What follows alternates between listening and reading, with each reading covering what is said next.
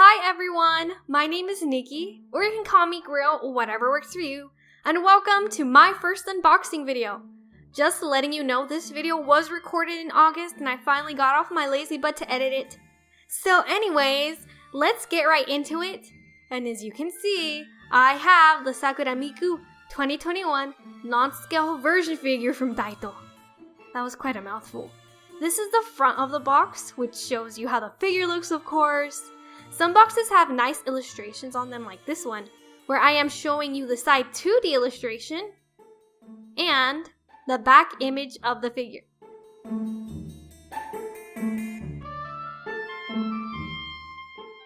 This next side image is another view of the figure. So here I begin unboxing it at a fast speed, and the good thing about this figure is that there isn't too much of a hassle putting it together, like some figures are.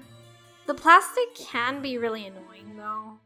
This is one of the easiest ways manufacturers package items, so they don't get damaged, of course.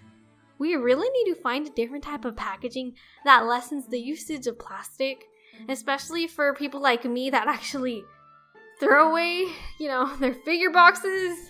But that's an issue for another time. There is her cute base and ponytails that I have to put on. I did end up struggling to put her ponytails on since the square thingies weren't going in on her head. The cherries acting as her hair tie needed to be inserted too, and they found me a couple of times. She looks so cute in person, and the details do not make it look like a $20 figure at all. She fits right between my hands. Her paint job is well done since I didn't notice any mispainting on her or discoloration either.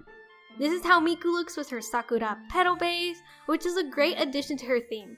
Some $100 figure bases tend to be plain, but this one is done right, y'all. Here is a 360 view of Miss Miku here, and she also has a cute flower in her right hand. I ordered this figure from Tokyo Taco Mode in July since it was a re-release from earlier in the year. When I first laid my eyes on this Miku, I wanted her so bad. So I'm really glad I managed to get her. I love how pretty her face looks. The soft pink of her design, along with her pose, are what makes this 2021 Miku figure worth getting. They're simple reasons, but they work. She is 7.1 inches in height or 13.1 centimeters for those that use the metric system. Also, her face is just so good. I'm just stating facts here, y'all. Right away, our next figure is a quick peek at the handsome man that stole the hearts of many, many ladies, and two bros that defied science. And once again, here I am going to unbox them. So these are Toonize figures, which are cartoonized chibi anime characters, if that makes sense. All you need to know is that they are super cute, quite big, and affordable.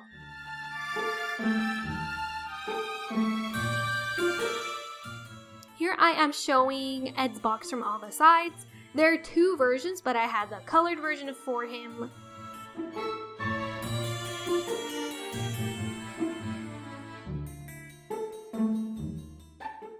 I shook the box because of my excitement. Next we have Al's box being quickly demonstrated. He is a few inches wider than the other two because he's a big boy. I lost the footage of me showing off Mustang's box by accident, so there's no showing that. Look at the gang next to each other here.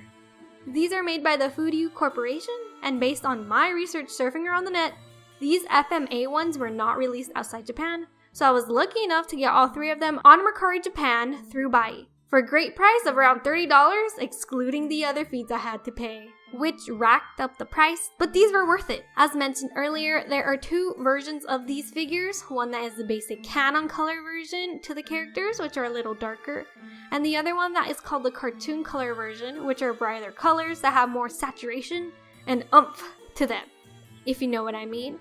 Luckily, I have the cartoon color versions for all of them, and it is nice seeing the colors pop out more. When I read the listing, the seller gave the option of buying the figures without the box to lower the cost of shipping in Japan, but since I can't really communicate with them via Bai, or at least I never tried, I obviously got them in their box. It worked out well though, so you guys can see the cool box design. The packaging was basic, the figures were enclosed in cardboard in bubble wrap, This was a super easy unboxing for Ed and the others since it was just cutting the bubble wrap that they came in.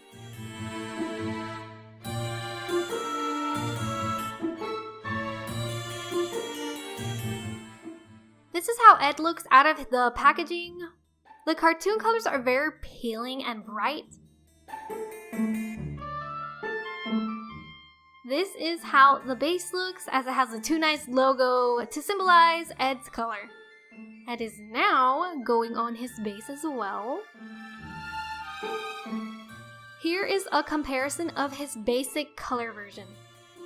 You can tell the difference right away from the red-orange light color on his hair. There's a sneak of his back with the memorable Alchemist logo. He's 5.5 inches in height, or around 17 centimeters. Mustang is next, as I show his front design up close and his back as well. The addition of his flame gives even more personality to his figure.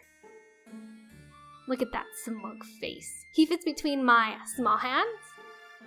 And here is a picture of his basic color version as well. It's kind of hard to tell the difference for him since you really have to look close at the two of them. At least that's the case for me. This is how Owl looks in the front.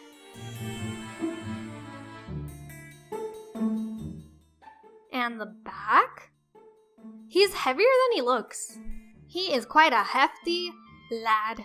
The only other thing to really put on him is his white ribbon or long strand of hair, whatever you think it is.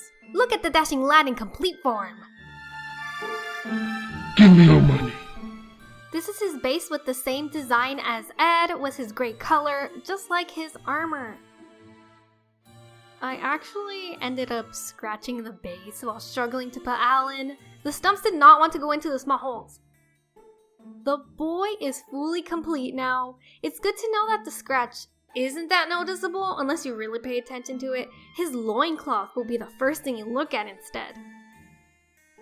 Here's the gang out of their boxes with their popping colors. Here's also the basic color of Al, by the way. You can really see the difference in the versions for sure. Their poses aren't too exaggerated since they are simple yet still dynamic with their arms out ready to kick homunculus butt. You can see that Al's a little taller than the other two. It would have been funny if Ed was just a tad shorter, but the sculptor made it work. Here's another look at their backs. You can catch a glimpse of the alchemist symbol on Al's shoulder. Their backs are just as detailed as the front, and you can tell there's a flow to the clothes that go along with their poses. These figures are absolutely adorbs. Here is Mr. Mustang in all his fame and glory, hitching a ride on the rotation display. He has a smug facial expression, which is really just a Mustang thing. I did not show this since I forgot, but his glove has the flame alchemist symbol on it, which is another cool thing about his figure. This is his flame up close, along with his front exterior again. The bottom of his shoe is blue like his base.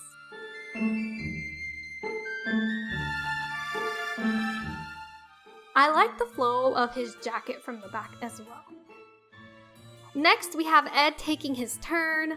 His facial expression portrays his positive young protagonist attitude when he's being silly. I also really like how his left hand is pulling the shredded sweater fabric off his right arm, as if he's really ready to fight. Here is a close-up of him again. The details on his right arm are not too intricate either. I didn't actually do a really close-up camera shot of his arm, but it's okay. The bottom of his shoe is red just like his base.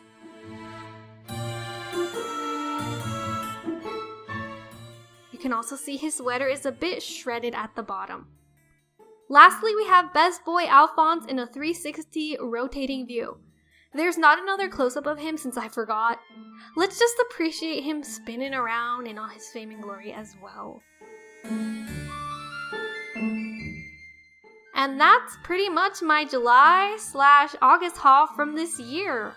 I hope you guys enjoyed my small showcase, and I have plenty more videos that I have ready to go and not enough money to spend on figures. This is the reality of figure collecting, but it's a fun hobby that plenty of us enjoy sharing with others. I don't think anyone talks about their mess after their unboxings, but I am messy and just throw things on the ground. I wish I could reduce this plastic waste since recycling is a scam. Okay, take care of the planet by trying to at least reuse and reduce plastic. Check out my animation channel in the description, and I'll see everyone in my next unboxing.